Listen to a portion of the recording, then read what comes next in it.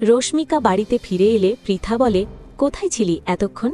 রশ্মিকা বলে, আমি ক্লাসে ছিলাম, তাই ফোনটা ধরতে পারিনি। এরপর রশ্মিকা বলে, তোমাদের মুখটা এরকম থমথমে হয়ে আছে কেন?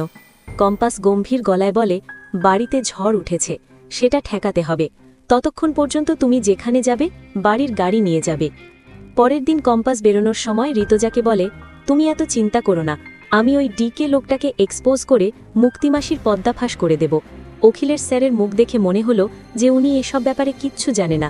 তুমি সরাসরি অখিলের স্যারকে গিয়ে চার্জ করো, আর আমি বিহান স্যারের সাথে গিয়ে কথা বলছি।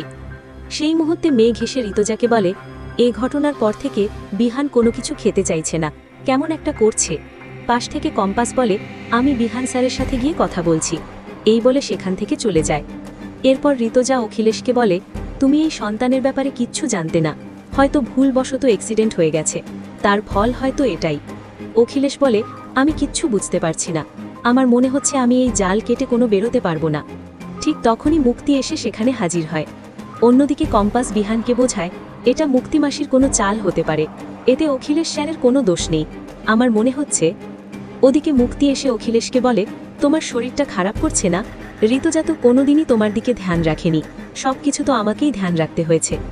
ঋতজা বলে, ভাগ্যিস খেয়াল রাখেনি, তার জন্যই তুই এত সুযোগ সুবিধে পেয়েছিস। এই বলে মুক্তিকে কথা শুনে সেখান থেকে চলে যায়।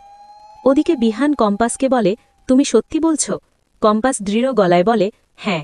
আপনি এমন কোনো কাজ করবেন না যে মুক্তিমাসি সুযোগ পেয়ে যায়।